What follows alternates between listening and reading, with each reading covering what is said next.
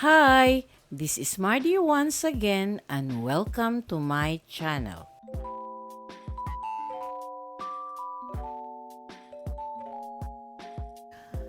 On June 3, 1948, Olivia Bong was born in Manila. She is a renowned sports administrator and a retired professional bowler from the Philippines. She is celebrated as the most decorated Philippine athlete.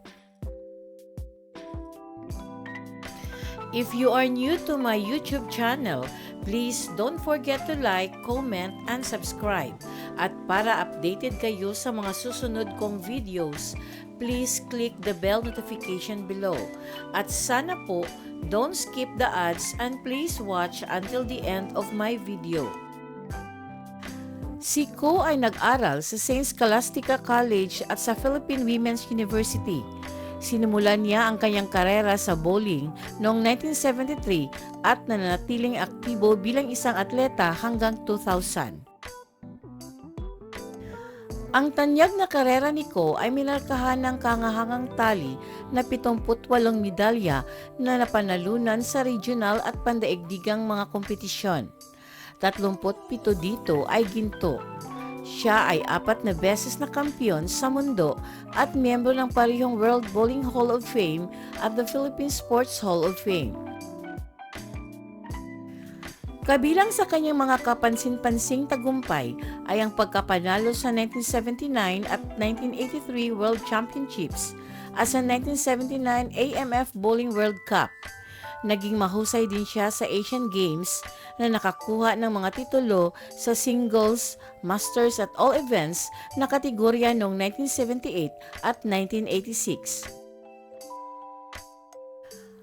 Ko's contribution to the sports extend beyond her personal achievements.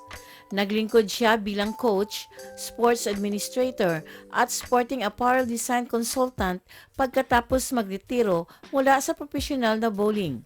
Nagsilbi rin siyang Secretary General para sa Philippine Bowling Congress Incorporated mula 2004 hanggang 2011 at Philippine Bowling Federation Incorporated mula 2016 hanggang 2022. In 2022, she was appointed as a Commissioner of the Philippine Sports Commission by President Bongbong Marcos. Ko's exceptional career has earned her a place in the Guinness Book of World Records not once but twice. She has won a total of 137 championship titles, securing at least one Masters title for 28 consecutive years. Her legacy continues to inspire future generations of athletes, and she remains a towering figure in the world of bowling. Thank you very much for watching. And according to Steve Jobs, your work is going to fill a large part of your life, and the only way to be truly satisfied is to do what you believe is great work.